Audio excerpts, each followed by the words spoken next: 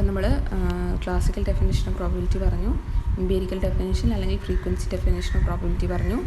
ഇനി നമ്മൾ പറയാൻ പോകുന്നത് ആക്സിയോമാറ്റിക് ഡെഫിനിഷൻ ഓഫ് പ്രോബബിലിറ്റി ആണ്. ഇതിനെപ്പറ്റി എന്താ പറയുന്നത് നോക്കാം. The axiomatic definition of probability now generally accepted was elaborated by the Soviet mathematician A.N. Kolmogorov, the basic notion of the probability theory. അപ്പം അത് കൊണ്ടുവന്നേക്കുന്നത് A.N. Kolmogorov ആണ്. It can be seen that Kolmogorov's axioms gave a strict mathematical substantiation to the concept of probability and made probability theory a fully fledged mathematical discipline. നമ്മൾ ഇതുവരെ പറഞ്ഞ definitions എന്നൊക്കെ പറയുന്നത് ഒരു mathematical definition അല്ല. ഇനി പറയാൻ പോകുന്ന ആക്സിയോമാറ്റിക് ഡെഫിനിഷൻസ് എന്ന് പറയുന്ന ഒരു മാത്തമാറ്റിക്കൽ ഡെഫിനിഷനാണ്. കുറച്ചും കൂടെ എന്താണ്, ഒരു മാക്സുമായിട്ട് റിലേറ്റഡ് ആണ്. നമുക്ക് കുറച്ചും കൂടെ ഒരു സ്റ്റേബിളാണ് ആ ഡെഫിനിഷൻ എന്ന് പറയുന്നത്. അതാണ് നമ്മൾ ഇപ്പം റീസെൻ്റ്ലി യൂസ് ചെയ്ത് വരുന്ന ഡെഫിനിഷൻ എന്ന് പറയുന്നത് ആക്സിയോമാറ്റിക് ഡെഫിനിഷൻ ഓഫ് പ്രോബബിലിറ്റി ആണ്. പ്രോബബിലിറ്റിയുടെ ലേറ്റസ്റ്റ് ഡെഫിനിഷൻ എന്ന് പറയുന്നത് ആക്സിയോമാറ്റിക് ഡെഫിനിഷൻ ഓഫ് പ്രോബബിലിറ്റി ആണ്. The growth and concept of probability from its origin to its modern development can be studied by analyzing its various definitions. We shall discuss the important definition of probability under the following heads. നമ്മൾ ഇനി പറയാൻ പോകുന്നത് probability നമ്മൾ define ചെയ്യാൻ തുടങ്ങിയ കാലം മുതലുള്ള അതിൻ്റെ ഡെഫിനിഷൻസിനെയാണ്. ആദ്യത്തെ ഡെഫിനിഷൻ എന്തായിരുന്നു, അത് കഴിഞ്ഞ് ഡെവലപ്പ് ചെയ്ത ഡെഫിനിഷൻ എന്താണ്, ഇപ്പോൾ എവിടെ എത്തി നിൽക്കുന്നു, അതാണ് നമ്മൾ ഡിസ്കസ് ചെയ്യാൻ പോകുന്നത്. പിന്നെ ഇവിടെ അത് നമ്പറായിട്ടിട്ടുണ്ട്. ഒന്നാമത് probability as a measure of belief, subjective probability. ആദ്യം നമ്മൾ ഇത് തുടങ്ങിയ കാലത്ത് പ്രോബബിലിറ്റി എന്ന് പറയുന്നൊരു ടേം വന്നു തുടങ്ങിയ കാലത്ത് സബ്ജക്റ്റീവ് പ്രോബബിലിറ്റി ആയിരുന്നു. സബ്ജക്റ്റീവ് പ്രോബബിലിറ്റി എന്ന് പറഞ്ഞിട്ടുണ്ടെങ്കിൽ നമ്മൾ എന്താണ്, പേഴ്സണൽ ഒപ്പീനിയൻ, ഇന്നത് നടക്കാം നടക്കാതിരിക്കാം, അങ്ങനെയുള്ള പേഴ്സണൽ ഒപ്പീനിയൻ, ഒരു ന്യൂമറിക്കൽ വാല്യൂ ഒന്നുമില്ല, പകരം ഒരു പേഴ്സണൽ ഒപ്പീനിയൻ മാത്രമുള്ള പ്രോബബിലിറ്റി ആയിരുന്നു. രണ്ടാമതാണ് ക്ലാസിക്കൽ ഡെഫിനിഷൻ ഓഫ് പ്രോബബിലിറ്റി. നമ്മൾ എന്താണെന്ന് പറഞ്ഞു, ക്ലാസിക്കൽ ഡെഫിനിഷൻ ഓഫ് പ്രോബബിലിറ്റി എന്താണെന്ന് നമ്മൾ പറഞ്ഞിട്ടുണ്ടായിരുന്നു. എന്തായിരുന്നു അത്? അവിടെ നമ്മൾ അവിടെ കുറേ കണ്ടീഷൻസ് ഉണ്ട്. ഈക്വലി ലൈക്ലി എക്സോസ്റ്റീവ് ട്രയൽസ് നമ്മൾ കണ്ടക്ട് ചെയ്യുമ്പം അവിടെ പ്രോബബിലിറ്റി എന്ന് പറയുന്ന ഒരു ഇവൻറ്റ് നടക്കാനുള്ള പ്രോബബിലിറ്റി എന്ന് പറയുന്നത് എന്താ, M/N ആയിരുന്നു.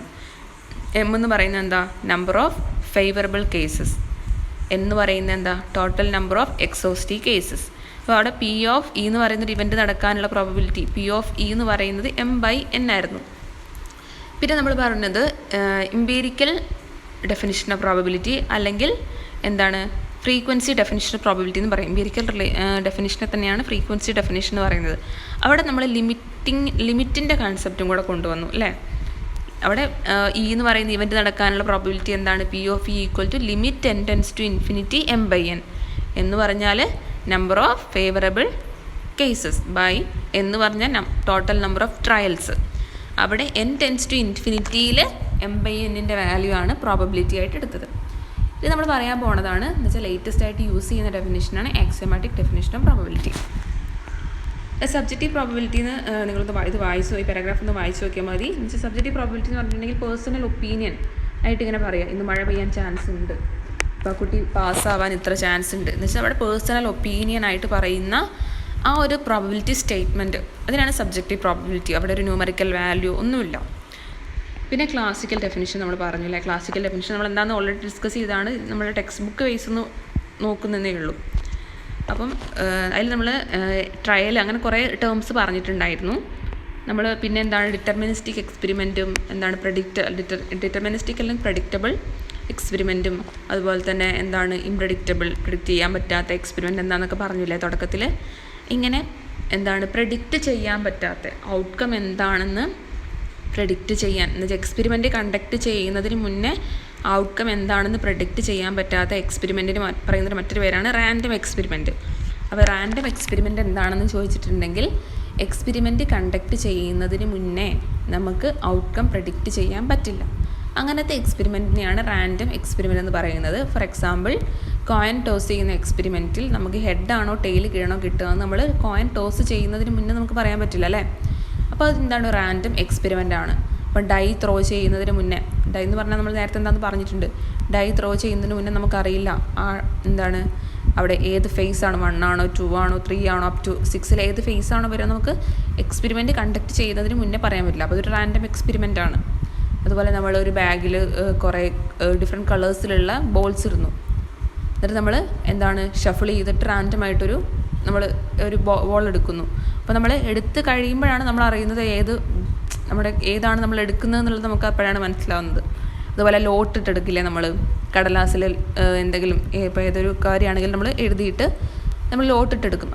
അത് നമ്മൾ എടുത്തു കഴിഞ്ഞാൽ നമുക്ക് അതിൻ്റെ ഔട്ട്കം എന്താണെന്ന് പറയാൻ പറ്റും. അപ്പോൾ അതൊക്കെ എന്താണ് റാൻഡം എക്സ്പെരിമെൻറ്റിന് എക്സാമ്പിളാണ്. എന്ന് വെച്ചാൽ എക്സ്പെരിമെൻറ്റ് നടക്കുന്നതിന് മുന്നേ നമ്മളുടെ ഔട്ട്കം എന്താണെന്ന് നമുക്ക് പറയാൻ പറ്റില്ല. ആ ടൈപ്പ് ഓഫ് എക്സ്പെരിമെൻറ്റിന് എന്താണ് റാൻഡം എക്സ്പെരിമെൻറ്റ് എന്ന് പറയും. ഇവിടെ ഡെഫിനിഷൻ നോക്കിക്കോളൂ. an experiment natural, conceptual, physical or hypothetical, അത് ഏതൊരു തരത്തിലാവാം, ഏത് ഫീൽഡിലൊരു എക്സ്പെരിമെൻ്റ് ആണെങ്കിലും is called a random experiment if the exact outcome of the trials of the experiment is unpredictable.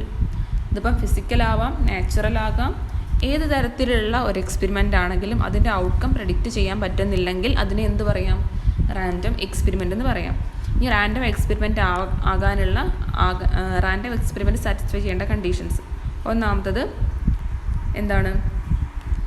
It should be repeatable under uniform condition. ഒരു uniform കണ്ടീഷനിൽ നമുക്ക് repeat ചെയ്യാൻ പറ്റണം. രണ്ടാമത്തെ എന്താണ്? It should have several possible outcomes. ഒന്നിൽ കൂടുതൽ എന്താണ് ഔട്ട്കം ഉണ്ടായിരിക്കണം, ഒന്നിൽ കൂടുതൽ ഔട്ട്കംസ് ഉണ്ടായിരിക്കണം. എന്നാൽ മാത്രമേ നമുക്ക് ഏതാണെന്ന് പറയാൻ പറ്റൂല എന്ന് നമുക്ക് പറയാൻ പറ്റത്തുള്ളൂ അല്ലേ? ഏതാണെന്ന് നമുക്ക് കിട്ടുക നമുക്ക് അറിയില്ല എന്ന് പറയാൻ പറ്റുകയാണെങ്കിൽ ഒന്നിൽ കൂടുതൽ ഔട്ട്കംസ് ഉണ്ടായിരിക്കണം. മൂന്നാമത് one should not predict the outcome of particular trial. ഒരു ട്രയലിൽ ഏത് ഔട്ട്കം വരും നമുക്ക് പറയാൻ പറ്റരുത്. അങ്ങനെയുള്ളതിനെയാണ് റാൻഡം എക്സ്പെരിമെൻ്റ് എന്ന് പറയുന്നത്. അതിന് എക്സാമ്പിളാണ് ഇവിടെ കൊടുക്കുന്നത്. Tossing a coin, rolling a die, life time of a machine, length of tables, weight of a newborn baby, weather condition of a certain region, etc. അപ്പോൾ ഇതൊക്കെ എന്താണ്? റാൻഡം എക്സ്പെരിമെൻറ്റിനുള്ള എക്സാമ്പിളാണ്. പിന്നെ ട്രയൽ എന്താണെന്ന് പറഞ്ഞു. ട്രയൽ ആൻഡ് ഇവൻറ്റ് അത് നമ്മൾ മുന്നേ പറഞ്ഞിട്ടുണ്ട്, എന്നാലും വായിച്ചു പോകാം. Trial is an attempt to produce an outcome of a random experiment. നമ്മൾ പറഞ്ഞു റാൻഡം എക്സ്പെരിമെൻറ്റ് എന്ന് പറഞ്ഞിട്ടുണ്ടെങ്കിൽ നമ്മൾ ഔട്ട്കം പ്രെഡിക്റ്റ് ചെയ്യാൻ പറ്റാത്ത എക്സ്പെരിമെൻറ്റിനെയാണ് റാൻഡം എക്സ്പെരിമെൻറ്റ് എന്ന് പറയുന്നത്.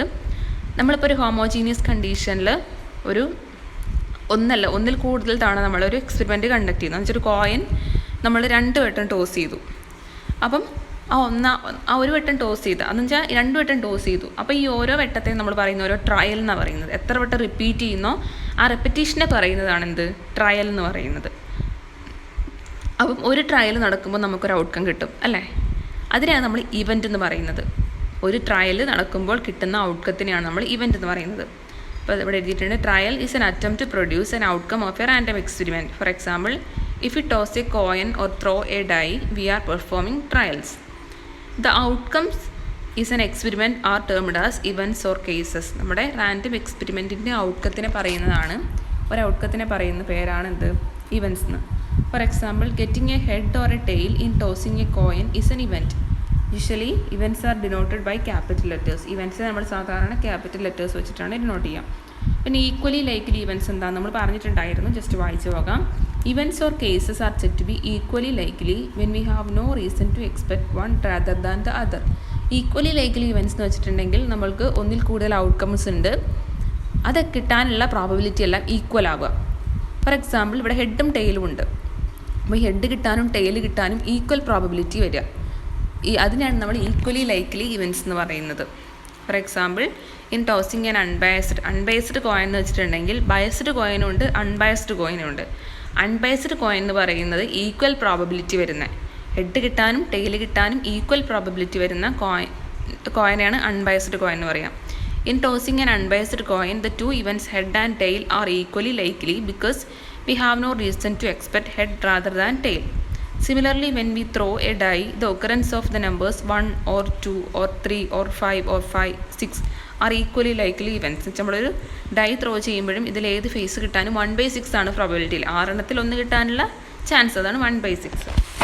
ഇനി എക്സോസ്റ്റീവ് കേസസ് എന്ന് പറയും. എക്സോസ്റ്റീവ് ഇവൻറ്റ്സ് എന്ന് പറയുന്നത് എന്താ? The set of all possible outcome in A trial constitute the set of exhaustive cases. എന്നുവെച്ചാൽ ഒരു ട്രയൽ കണ്ടക്ട് ചെയ്യുമ്പോൾ കിട്ടുന്ന ഔട്ട്കത്തിൻ്റെ സെറ്റിനെയാണ് നമ്മൾ പറയുന്നത് എക്സോസ്റ്റീവ് കേസസ് എന്ന് പറയുന്നത്. എന്നുവെച്ചാൽ ഒരു ട്രയൽ, ഒരു എക്സ്പെരിമെൻറ്റ് കണ്ടക്ട് ചെയ്യുമ്പോൾ കിട്ടുന്ന ഔട്ട്കത്തിൻ്റെ സെറ്റിനെയാണ് പറയുന്നത് എക്സോസ്റ്റീവ് ഇവൻറ്റ്സ് എന്ന് പറയുന്നത്. Set of all possible outcomes in A trial constitute the set of exhaustive cases. In other words, the totality of all possible outcomes of a random experiment will form the exhaustive cases. ഒരു random എക്സ്പെരിമെൻറ്റിൻ്റെ എന്താണ് എല്ലാ ഔട്ട്കത്തിൻ്റെയും ആ സെറ്റിനെയാണ് നമ്മളെന്ത് പറയുന്നത്? പിന്നെ exhaustive events എന്ന് പറയുന്നത്. For example, in the case of tossing a coin there are 2 exhaustive cases അല്ലേ. കോയിൻ ടോസ് ചെയ്യുന്ന കേസിൽ ആ റാൻഡം എക്സ്പെരിമെൻറ്റിൽ ഏതൊക്കെയാണ് ഔട്ട്കം? ഹെഡും ടെയിലും. അപ്പം കോയിൻ ടോസ് ചെയ്യുന്ന എക്സ്പെരിമെൻറ്റിൻ്റെ എക്സോസ്റ്റീവ് ഇവൻറ്റ്സ് എന്ന് പറയുന്നത് ഏതാണ്? Set, head and tail. In throwing a die, there are 6 exhaustive cases.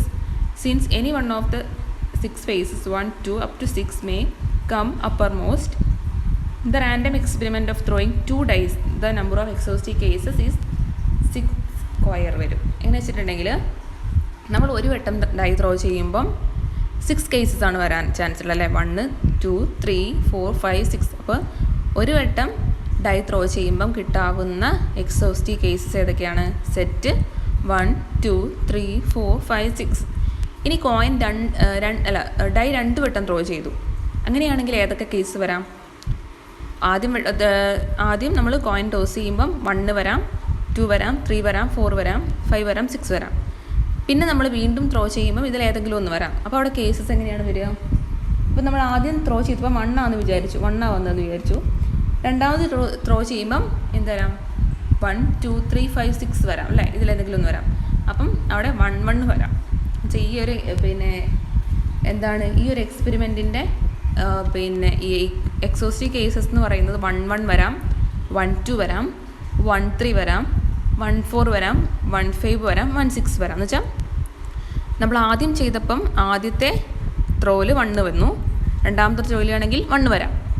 ആദ്യത്തെ ത്രോയിൽ 1 വന്നു, രണ്ടാമത്തെ ത്രോയിലാണെങ്കിൽ 2 വരാം. എന്ന് വെച്ചാൽ വരാനുള്ള ചാൻസസ് ആണ് പറയുന്നത്, ഔട്ട്കത്തിൻ്റെ ചാൻസസ് ആണ് നമ്മൾ പറയുന്നത്. ഈക്വലി ലൈക്ലി എക്സോസ്റ്റീവ് ഇവൻറ്റ്സിൽ നമ്മൾ പറയുന്നത് ഈ സെറ്റിൽ ആ റാൻഡം എക്സ്പെരിമെൻറ്റിൻ്റെ ഔട്ട്കമായി വരാനുള്ള ചാൻസസിനെ പറ്റിയിട്ടാണ് പറയുന്നത്. ഇനി മ്യൂച്വലി എക്സ്ക്ലൂസീവ് ഇവൻറ്റ്സ് എന്ന് പറഞ്ഞാൽ എന്താ? നിങ്ങൾ ഡിസ്ജോയിൻറ്റ് ഇവൻറ്റ് എന്നൊക്കെ കേട്ടിട്ടുണ്ടാവും. സെറ്റ് പഠിച്ചവർ ഡിസ്ജോയിൻറ്റ് സെറ്റ് എന്നൊക്കെ കേട്ടിട്ടുണ്ടാവും. ഡിസ്ജോയിൻറ്റ് സെറ്റ് എന്ന് പറയുന്നത് എന്താ? എ എന്ന് പറയുന്നൊരു സെറ്റും ഉണ്ട്, ബി എന്ന് പറയുന്നൊരു സെറ്റും ഉണ്ട്. എന്നുവെച്ചാൽ ഈ 2 സെറ്റും ഡിസ്ജോയിൻ്റ് ആവുന്ന എപ്പോഴാണ്? എ ഇൻ്റർസെക്ഷൻ ബി എന്ന് പറയുന്നത് 5 ആവുമ്പം. എന്നുവെച്ചാൽ എ ഇൻ്റർസെക്ഷൻ ബിയിൽ ഒരു എലമെൻറ്റും വരാണ്ട് നിൽക്കുമ്പോഴാണ് ഡിസ്ജോയിൻറ്റ് സെറ്റ്സ് എന്ന് പറയുന്നത്. അതുപോലെ ഇവൻറ്റ്സിൻ്റെ കേസിൽ പറയുമ്പോഴാണ് അത് മ്യൂച്വലി എക്സ്ക്ലൂസീവ് ഇവൻറ്റ്സ് എന്ന് പറയുന്നത്. Events are said to be mutually exclusive or incompatible or disjoint if the happening of any one of them precludes or excludes the happening of all the others in a trial. That is, 2 or more of the cases cannot happen simultaneously in the same trial. എന്ന് വെച്ചാൽ ഒന്ന് happen ചെയ്യാൻ, ഇപ്പോൾ head വീഴുന്നതും tail വീഴുന്നതും independent ആണല്ലേ. ഇത് 2 independent cases അല്ലേ. എന്നാൽ head വീഴുന്നത് എന്തെങ്കിലും ടെയിലിനെ ഡിപ്പെൻഡ് ചെയ്യുന്നുണ്ടോ? ഇല്ല. അപ്പം ഇങ്ങനെയുള്ള ഇൻഡിപെൻഡൻറ്റ് ഇവൻറ്റ്സിനെയാണ് പറയുന്നത് മ്യൂച്വലി എക്സ്ക്ലൂസീവ് ഇവൻറ്റ്സ് എന്ന് പറയുന്നത്. ഫേവറബിൾ കേസസ് എന്ന് പറഞ്ഞിട്ടുണ്ടെങ്കിൽ നമുക്ക് ഏതൊരു ഇവൻറ്റിൻ്റെ പ്രോബബിലിറ്റി ആണോ നമുക്ക് കണ്ടുപിടിക്കേണ്ടത്, ആ ഇവൻറ്റിനെ അല്ലെങ്കിൽ ഇനിയാണ് നമ്മൾ പറയുന്നത് ഫേവറബിൾ കേസസ് എന്ന് പറയുന്നത്. പിന്നെ ക്ലാസിക്കൽ ഡെഫിനിഷൻ എന്താണെന്ന് നമ്മൾ ഓൾറെഡി പഠിച്ചതാണ്. ക്ലാസിക്കൽ ഡെഫിനിഷൻ അല്ലെങ്കിൽ mathematical or A prairie definition. Classical definition is the oldest and simplest definition of probability. This is sometimes called equally likely event approach. It's also known by the name Laplace definition. From a practical point of view, it is the most useful definition of probability. അപ്പം classical definition എന്ന് പറയുന്നത് old definition of probability ആണ്. അങ്ങനെ equally likely events approach എന്ന് പറയും, അല്ലെങ്കിൽ Laplace definition എന്ന് പറയും. ഇങ്ങനെ പല പേരുണ്ട്. മെയിൻലി നമ്മൾ ക്ലാസിക്കൽ ഡെഫിനിഷൻ ഓഫ് പ്രോബബിലിറ്റി എന്നാണ് പറയുന്നത്. നമ്മൾ ഓൾറെഡി പഠിച്ചതാണ്. ഡെഫിനിഷൻ എന്താണ്? If a trial results in n mutually exclusive, equally likely and exhaustive cases, and m of them are favorable to the happening of an event A, then the probability of A defined as P of A is defined as P of A എന്ന് പറയുന്നത് m by n ആണ്. എന്ന് പറഞ്ഞാൽ number of favourable cases എന്ന് പറയുന്നത് total number of cases. പിന്നെ നമ്മൾ പറഞ്ഞു പ്രോബബിലിറ്റീൻ്റെ വാല്യൂ എപ്പോഴും 0ൻ്റെയും 1ൻ്റെയും ഇടയിലായിരിക്കും. പിന്നെ ഒരു ഇമ്പോസിബിൾ ഇവൻ്റ് ആണെങ്കിൽ, ഒരു നടക്കാത്തൊരു ഇവൻ്റ് ആണെങ്കിൽ അതിൻ്റെ പ്രോബബിലിറ്റി 0 ആയിരിക്കും. ഇപ്പോൾ ഷുവർ ഇവൻ്റ്, നമ്മൾ ഷുവറായിട്ട് നടക്കുന്നൊരു ഇവൻ്റ് ആണെങ്കിൽ അതിൻ്റെ പ്രോബബിലിറ്റി എന്ന് പറയുന്നത് 1 ആയിരിക്കും. ഒരു റാൻഡം ഇവൻ്റ് ആണെങ്കിൽ അതിൻ്റെ പ്രോബബിലിറ്റി 0ൻ്റെയും 1ൻ്റെയും ഇടയിലായിരിക്കും. പിന്നെ ലിമിറ്റേഷൻ ഓഫ് ക്ലാസിക്കൽ പ്രോബബിലിറ്റി നമ്മൾ ഡിസ്കസ് ചെയ്തതാണ്. 4 പോയിൻറ്റ്. സ്റ്റാറ്റിസ്റ്റിക്കൽ റെഗുലാരിറ്റി എന്താണെന്ന് നോക്കാം.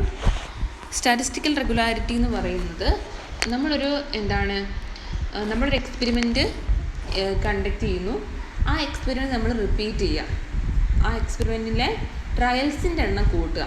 ട്രയൽസിൻ്റെ എണ്ണം കൂട്ടുമ്പോൾ ഈ M/N എന്ന് പറയുന്ന ആ റേഷ്യോ, നമ്മൾ നേരത്തെ പറഞ്ഞ M/N എന്ന് പറയുന്ന റേഷ്യോ ഒരു പെർട്ടിക്കുലർ വാല്യൂവിലോട്ട് എന്താണ് എത്തിച്ചേരുന്ന കാണാൻ പറ്റും. എന്നുവെച്ചാൽ ട്രയൽസിൻ്റെ എണ്ണം കൂട്ടുന്നതിനനുസരിച്ച് നമ്മളുടെ M/N റേഷ്യോ, അതിന് നമ്മൾ ഫ്രീക്വൻസി റേഷ്യോ എന്ന് പറയും. M/N ഫ്രീക്വൻസി റേഷ്യോ എന്നാണ് പറയുക. ആ റേഷ്യോ എന്ന് പറയുന്ന ഒരു ഫിക്സഡ് പോയിന്റിലോട്ട് ഇങ്ങനെ അടുക്കുന്നത് കാണാം. അതിനെയാണ് സ്റ്റാറ്റിസ്റ്റിക്കൽ റെഗുലാരിറ്റി എന്ന് പറയുന്നത്. ഒന്ന് വായിച്ച് നോക്കാം. Let there be a random experiment and A be an event. ഒരു റാൻഡം എക്സ്പെരിമെൻറ്റും ഉണ്ട്. നമ്മൾ ഫേവറബിൾ കേസസ് എന്ന് പറയുന്നത് എ എന്ന് പറയുന്ന ഇവൻ്റാണ്. Denote M as the number of occurrence of the event A in N identical trials. M എന്ന് പറയുന്നത് എ ഒക്കർ ചെയ്യുന്ന നമ്പേഴ്സ്. N ട്രയലിൽ M ടൈംസ് എ ഒക്കർ ചെയ്യുന്നു. Then the ratio M/N is called frequency ratio or relative frequency of the event A. ഈ M/N-നെയാണ് നമ്മൾ frequency ratio എന്ന് പറയുന്നത്. If we increase the number of trials, then the ratio M/N shows some sort of regularity. ഈ N increase ചെയ്യുന്നതിനനുസരിച്ച് ഈ M/N എന്ന് പറയുന്ന value, frequency ratio എന്ന് പറയുന്നത് ഒരു ഫിക്സഡ് പോയിന്റിലോട്ട് നമ്മൾ എന്താണ് കൺവേർജ് ചെയ്യാന്ന് പറയും. ഫിക്സഡ് പോയിന്റിലോട്ട് കൺവേർജ് ചെയ്യുന്നതായിട്ട് കാണാം. That means M/N will approximate to the value P as N increases, and this approximation will improve as N increases further. This tendency of the frequency ratio to approach a definite value is called the notion of statistical regularity. ഇങ്ങനെ N increase ചെയ്തുകൊണ്ട് M/N എന്ന് പറയുന്ന ratio ഒരു fixed പോയിന്റിലോട്ട് കിട്ടുന്നതിനെയാണ് നമ്മൾ statistical regularity എന്ന് പറയുന്നത്. ഒരു example വെച്ച് നോക്കാം. കോയിൻ ടോസ് ചെയ്യുന്ന എക്സ്പെരിമെൻ്റ് ആണ്. അതാണ് നമ്മളുടെ random experiment. Number of head കിട്ടുന്നതാണ് അതിൻ്റെ എന്താണ് എ എന്ന് പറയുന്ന ഇവൻ്റ് എന്ന് പറയുന്നത്. ഒബ്റ്റെയിൻ എ ഹെഡ് കിട്ടുന്നതാണ് അതിൻ്റെ ഇവൻറ്റ്. അപ്പോൾ നമ്മൾ ആദ്യത്തെ കേസിൽ നമ്പർ ഓഫ് ടോസസ് 10 വട്ടം നമ്മൾ ട്രയൽ കണ്ടക്ട് ചെയ്തു. 10 വട്ടം കോയിൻ ടോസ് ചെയ്തു. അപ്പോൾ നമുക്ക് ഹെഡ് 6 വട്ടം കിട്ടി. അപ്പോൾ ഇതിൻ്റെ പ്രോബിലിറ്റി എന്താണ്? M/N എന്താണ്? 6/10 അല്ലേ, 0.6 കിട്ടും. അതാണ് ഫ്രീക്വൻസി റേഷ്യോ എന്ന് പറഞ്ഞ് കൊടുത്തേക്കുന്നത്. ഇനി നമ്മൾ 25 വട്ടം, നേരത്തെ 10 ആയിരുന്നു, ഇനി 25 വട്ടം നമ്മൾ എന്താണ് കോയിൻ ടോസ് ചെയ്തു. അപ്പോൾ നമുക്ക് 10 വട്ടം കിട്ടി. അപ്പോൾ എന്താണ് അവിടെ ഫ്രീക്വൻസി റേഷ്യോ M/N എന്ത് വരും? 25/10 വരും അല്ലേ. പിന്നെ നമ്മൾ നമ്മൾ ഇരട്ടിയാക്കി 50 വട്ടം എന്താണ് കോയിൻ ടോസ് ചെയ്തു. അപ്പോൾ 28 വട്ടം കിട്ടി. 0.56 ആണ് നമ്മളുടെ ഫ്രീക്വൻസി റേഷ്യോ. ഇങ്ങനെ നമ്മൾ കൂട്ടി എന്താണ് 10,000 ടൈംസ് നമ്മൾ എന്ത് ചെയ്തു? കോയിൻ ടോസ് ചെയ്തു. നമുക്ക് 4,990 ടൈംസ് ഹെഡ് കിട്ടി. അപ്പോൾ ഫ്രീക്വൻസി റേഷ്യോ എന്ന് പറയുന്നത് 0.49. ലാസ്റ്റ് നോക്കൂ, ഒരു 0.48, പിന്നെ 0.5, 0.47, 0.49, 0.49 ഇങ്ങനെ നമ്മൾ ഒരു 0.49 0.5 ഇങ്ങനെ അടുക്കുകയാണ് ചെയ്യുന്നത് അല്ലേ. അപ്പോൾ ഇവിടെ നമ്മൾ നമ്പർ ഓഫ് ട്രയൽസ് കൂട്ടുന്നതിനനുസരിച്ച് M/N എന്ന് പറയുന്ന റേഷ്യോ എന്ന് പറയുന്ന ഒരു ഫിക്സഡ് പോയിന്റിലോട്ട് ഇങ്ങനെ എടുത്തുകൊണ്ട് വരികയാണ്. അതിനാണ് നമ്മൾ സ്റ്റാറ്റിസ്റ്റിക്കൽ റെഗുലാരിറ്റി എന്ന് പറയുന്നത്. The frequency ratio fluctuates violently for small value of N. Small value of Nൽ ഇതിങ്ങനെ ഫ്ലക്ച്വേറ്റ് ചെയ്തുകൊണ്ട് നിൽക്കും. But gradually the amplitude of the fluctuation become smaller and would approach some definite value P. ഈ പക്ഷേ നമ്മുടെ Nൻ്റെ value increase ചെയ്യുന്നതിനനുസരിച്ച് ഇതൊരു fixed fixed പോയിന്റിലോട്ട് ഇത് approach ചെയ്യും. ആ ഫിക്സഡ് പോയിന്റിനെ പറയുന്ന പേരാണ് P എന്ന് പറയുന്നത്. നമ്മൾ പ്രോബബിലിറ്റി എന്ന് പറയുന്നത്. പ്രോബബിലിറ്റി ഇങ്ങനെയാണ് നമ്മൾ ഡിഫൈൻ ചെയ്തുകൊണ്ട് വരുന്നത്. അപ്പോൾ ആ ഫിക്സഡ് പോയിന്റിനെ പറയുന്ന പേരാണ് നമ്മൾ പ്രോബബിലിറ്റി എന്ന്. പ്രോബബിലിറ്റിനെ സ്മോൾ p കൊണ്ടാണ് ഡിനോട്ട് ചെയ്യാം.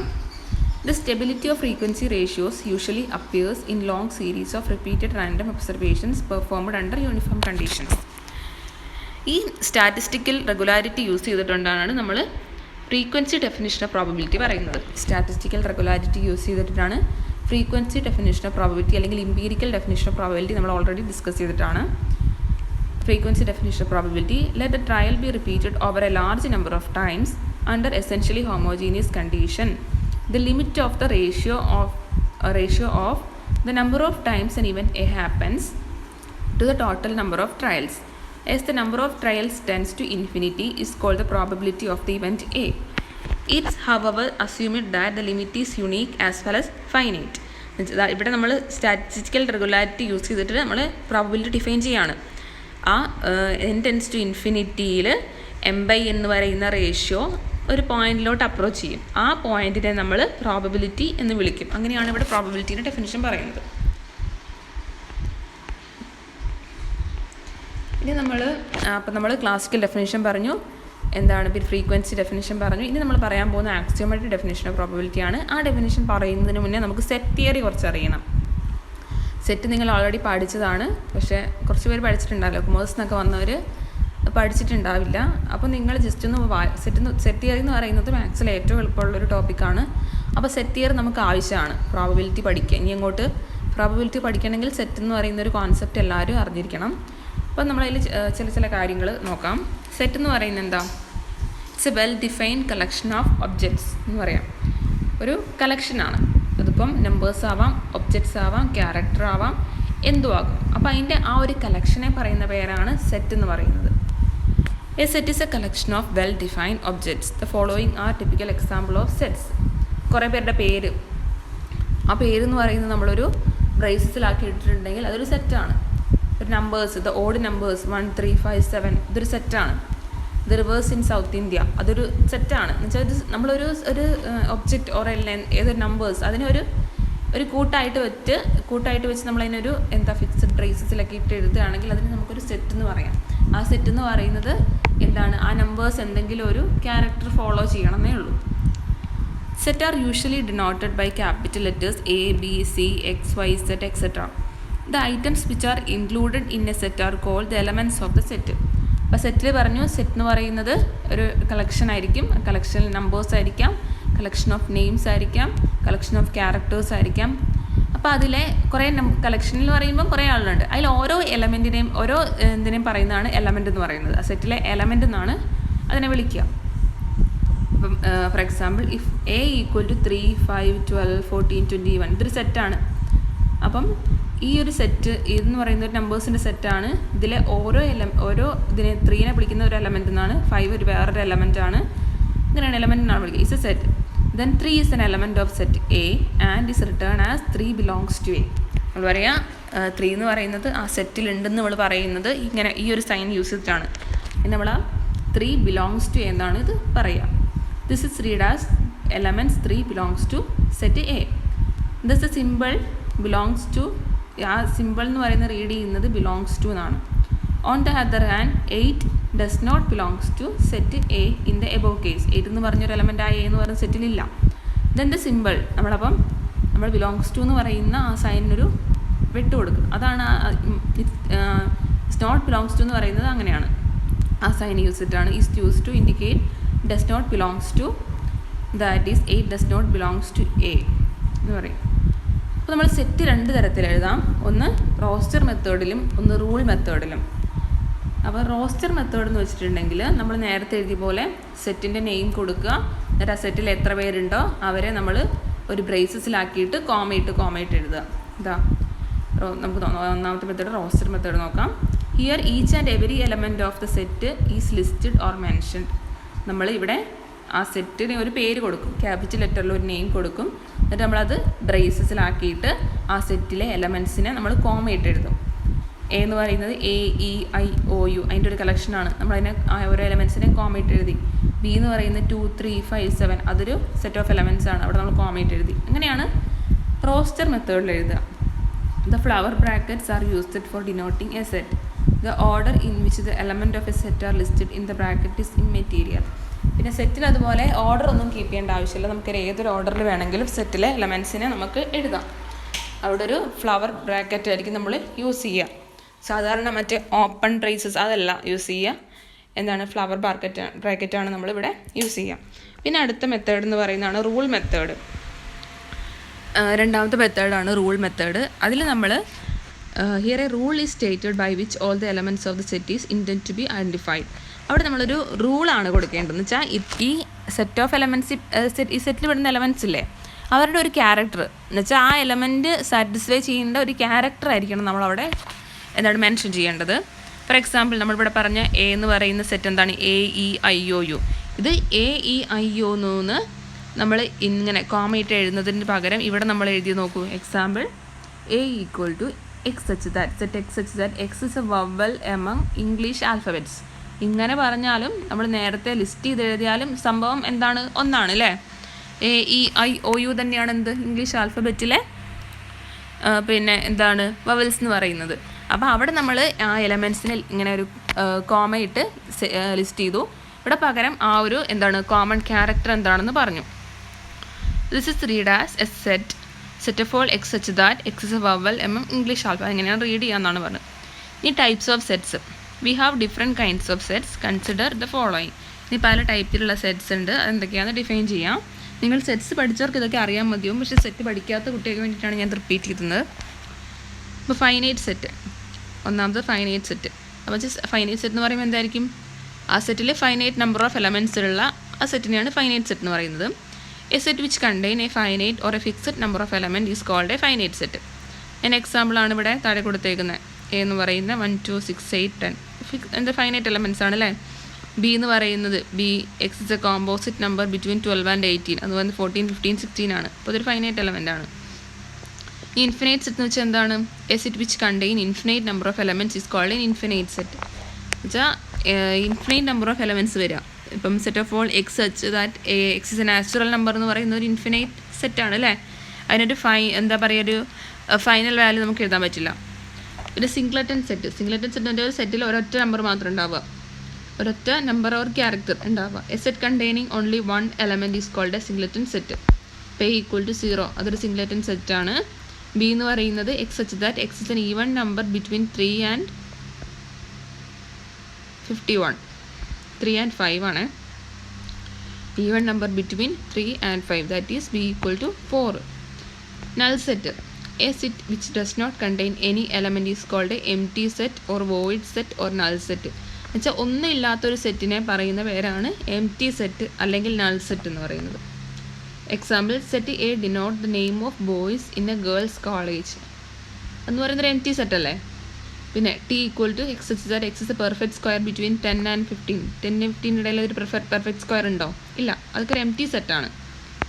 എംപ്റ്റി സെറ്റിനെ നമ്മൾ 5 വെച്ചിട്ട് ഡിനോട്ട് ചെയ്യാം. എന്താ, null set is denoted by Greek letter 5, ഇതിനെ 5 എന്ന് പറയാം. അപ്പം എംപ്റ്റി സെറ്റ് ഒരു 5 വെച്ചിട്ടാണ് ഡിനോട്ട് ചെയ്യാം. ഇനി യൂണിവേഴ്സൽ സെറ്റ് എന്ന് വെച്ചിട്ടുണ്ടെങ്കിൽ എന്താണ്, നൾ സെറ്റിൻ്റെ ഓപ്പോസിറ്റ് എല്ലാം അടങ്ങിയിട്ടുള്ള ആ സെറ്റിനെയാണ് നമ്മൾ യൂണിവേഴ്സൽ സെറ്റ് എന്ന് പറയാം. വായിച്ചു നോക്കാം. A universal set is a set of all elements which are taken into consideration in a discussion. It's usually denoted by the capital letter U or otherwise defined in the context. In the test, we shall use S to indicate a universal set since it is more convenient for application to probability. അപ്പോൾ നമ്മൾ ഒരു random experiment നടക്കുമ്പം അതിൽ ഉൾക്കൊള്ളാവുന്ന എല്ലാ outcome വരുന്ന ആ സെറ്റിനെയാണ് universal set എന്ന് പറയുന്നത്. നമ്മൾ ഏതാണോ നമ്മുടെ എക്സ്പെരിമെൻറ്റ് അത് ബേസ് ചെയ്തിട്ടായിരിക്കും നമ്മൾ യൂണിവേഴ്സൽ സെറ്റ് പറയുക. യൂണിവേഴ്സൽ സെറ്റ് എന്ന് പറഞ്ഞിട്ടുണ്ടെങ്കിൽ ആ റാൻഡം എക്സ്പെരിമെൻറ്റിൽ ഇൻക്ലൂഡ് ചെയ്യാവുന്ന എല്ലാ outcome. For instance, let us എന്ന് പറയുന്നത് 1 2 3 4 5 6 B A universal set showing possible numbers on a die throw ചെയ്യുമ്പോൾ കിട്ടാവുന്ന എല്ലാ ഔട്ട്കവും ഏതൊക്കെയാണ് 1 2 3 4 5 6 എല്ലാ ഔട്ട്കവും ഇൻക്ലൂഡ് ചെയ്തിട്ടുള്ള ആ സെറ്റിനെ പറയുന്നതാണ് യൂണിവേഴ്സൽ സെറ്റ് എന്ന് പറയുന്നത്. ഇനി subsets and super sets. Let A and B B 2 sets, എയും ബിയും 2 സെറ്റാണ്. If every element of B is present in A, അപ്പം എയും ബിയും ഒരു സെറ്റാണ്. ബിയിലുള്ള എല്ലാ എലമെൻറ്റും എയിലുണ്ട്. അങ്ങനെയാണെങ്കിൽ ബി സബ്സെറ്റ് ഓഫ് എ എന്ന് പറയാം. ബിയിലുള്ള എല്ലാ എലമെൻറ്റും എയിലുണ്ട്, അതിനെ ബി സബ്സെറ്റ് ഓഫ് എ എന്ന് പറയാം. അല്ലെങ്കിൽ A is A super set of B എന്ന് പറയാം.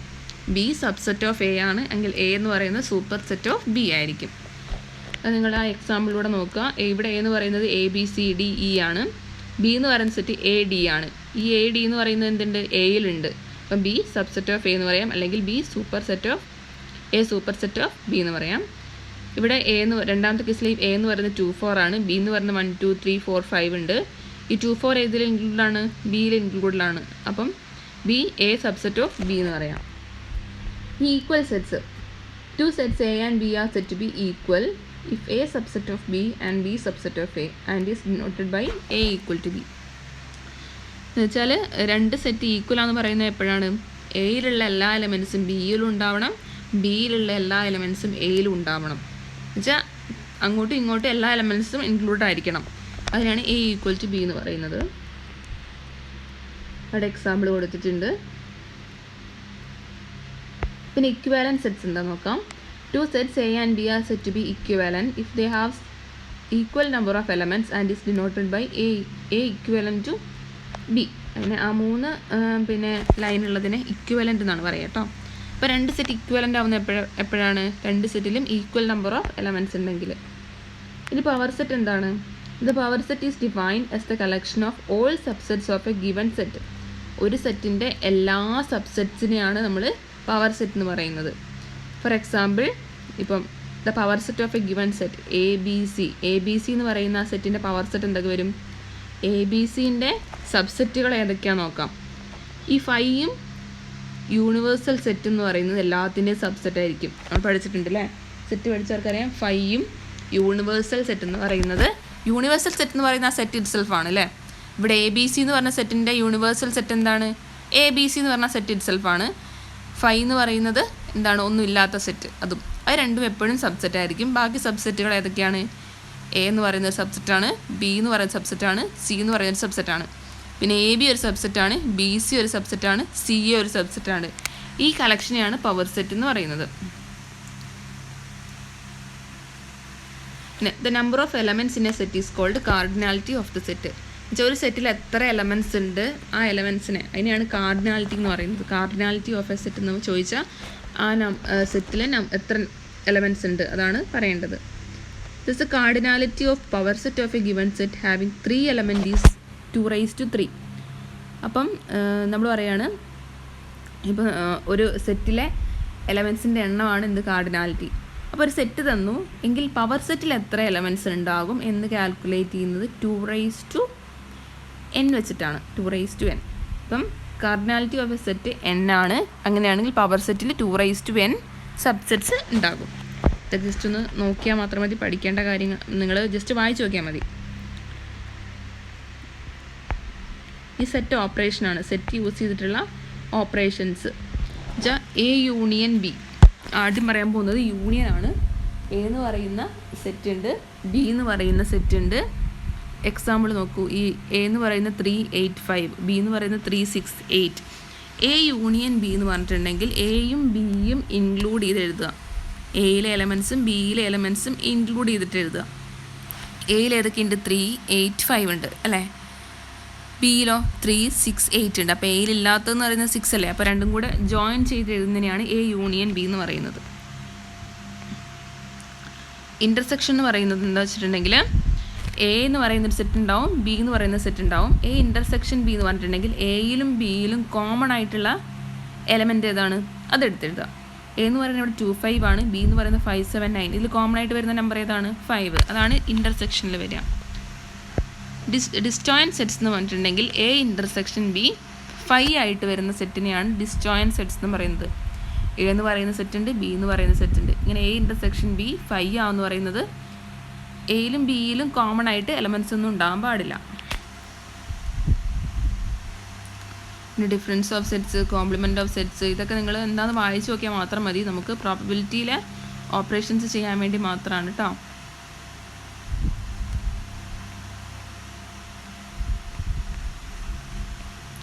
ഈ നോട്ട്സ് ഞാൻ അയച്ചു തരുന്നുണ്ട്. അപ്പോൾ ജസ്റ്റ് ഇതൊക്കെ ഒന്ന് എല്ലാവരും വായിച്ച് നോക്കാം.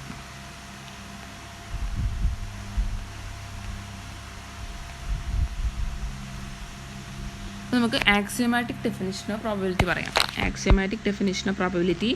The mathematical and statistical definition of probability have their own advantages, so they do not contribute much to the growth of the probability theory. The axiomatic definition is due to A.N. Kolmogorov, a Russian mathematician, and is mathematically the best definition of probability since it eliminates most of the difficulties that are encountered in using other definition. This axiomatic approach is based on measure theory. Here we introduce it by means of set operation. അപ്പം axiomatic definition എന്ന് പറയുന്നത് mathematical ഡെഫിനിഷനാണ്. അപ്പോൾ നമ്മളത് പറയാൻ പോവുകയാണ്. എന്താണെന്ന് വെച്ചിട്ടുണ്ടെങ്കിൽ ഇത് നമ്മൾ സാമ്പിൾ സ്പേസ് എന്താണെന്ന് പറയാം. ഡെഫിനിഷൻ നോക്കാം. Sample space. A sample space is the set of all conceivable outcome of a random experiment. ഒരു റാൻഡം എക്സ്പെരിമെൻറ്റിൻ്റെ എല്ലാ ഔട്ട്കത്തിൻ്റെ കളക്ഷനെയാണ് നമ്മൾ സാമ്പിൾ സ്പേസ് എന്ന് പറയുന്നത്. അപ്പോൾ സാമ്പിൾ സ്പേസ് എന്ന് പറയുന്നത് എന്താണ്? റാൻഡം എക്സ്പെരിമെൻറ്റിൻ്റെ ഔട്ട്കത്തിൻ്റെ കളക്ഷനെയാണ് ഇത് പറഞ്ഞ സാമ്പിൾ സ്പേസ് എന്ന് പറയുന്നത്. A sample space is a set of all conceivable outcome of a random experiment. The sample space is usually denoted by S or omega. നമ്മൾ എസ് അല്ലെങ്കിൽ ഒമേഗ വെച്ചിട്ടാണ് സാമ്പിൾ സ്പേസിനെ ഡിനോട്ട് ചെയ്യുന്നത്. The notion of a sample space comes from Richard von Mises. വേണ്ട. A very indecomposable outcome of a random experiment is known as sample point or elementary outcome. എന്ന് വെച്ചാൽ sample സ്പേസിലുള്ള ഓരോ എലമെൻറ്റിനെയും പറയുന്നതാണ് sample point അല്ലെങ്കിൽ elementary outcome. The number of sample points in the sample space may be finite, countably finite or not countably infinity. Sample space with a finite or countably infinite number of elements is called discrete sample space. ഫൈനൈറ്റോ അല്ലെങ്കിൽ കൗണ്ടബിളോ ആയിട്ടുള്ള countable number of elements ഉള്ളതിനെ discrete sample space എന്ന് പറയും. Sample space with continuous points is called continuous sample space. എക്സാമ്പിളാണ് the sample space obtain in the throw of a single die is a finite sample space. ഒരു die throw ചെയ്യുമ്പോൾ കിട്ടുന്ന outcomes ഏതൊക്കെയായിരിക്കും? 1 കിട്ടാം, 2 കിട്ടാം, 3 കിട്ടാം, 4 കിട്ടാം, 5 കിട്ടാം, 6 കിട്ടാം. അപ്പോൾ അതിൻ്റെ സാമ്പിൾ സ്പേസ് എന്ന് പറയുന്നത് ഫൈനൈറ്റ് ആണല്ലേ. രണ്ടാമത്തെ നോക്കൂ. The sample space obtain in connection with the random experiment of tossing a coin again and again until a head appears is a countably infinite sample space. അപ്പോൾ നമ്മളൊരു ഹെഡ് കിട്ടുന്നവരെയും നമ്മൾ coin toss ചെയ്യാണ്. അപ്പോൾ നമുക്ക് ഏതൊക്കെ ഔട്ട്കം കിട്ടാം? ഒന്നെങ്കിൽ ആദ്യത്തെ കോയിൻ ടോസ് ചെയ്യുമ്പോൾ തന്നെ നമുക്ക് ഹെഡ് കിട്ടാം അല്ലേ. പിന്നെ അതാണ് എച്ച് കോമ. പിന്നെ ആദ്യം നമ്മൾ ടോസ് ചെയ്തപ്പം ടെയിൽ കിട്ടി, പിന്നെ നമ്മൾ രണ്ടാമത് ടോസ് ചെയ്തപ്പം ഹെഡ് കിട്ടാം. അപ്പം എന്താണ്, ആദ്യം ടീ കിട്ടിയിട്ട് പിന്നെ ഹെഡ് കിട്ടാം.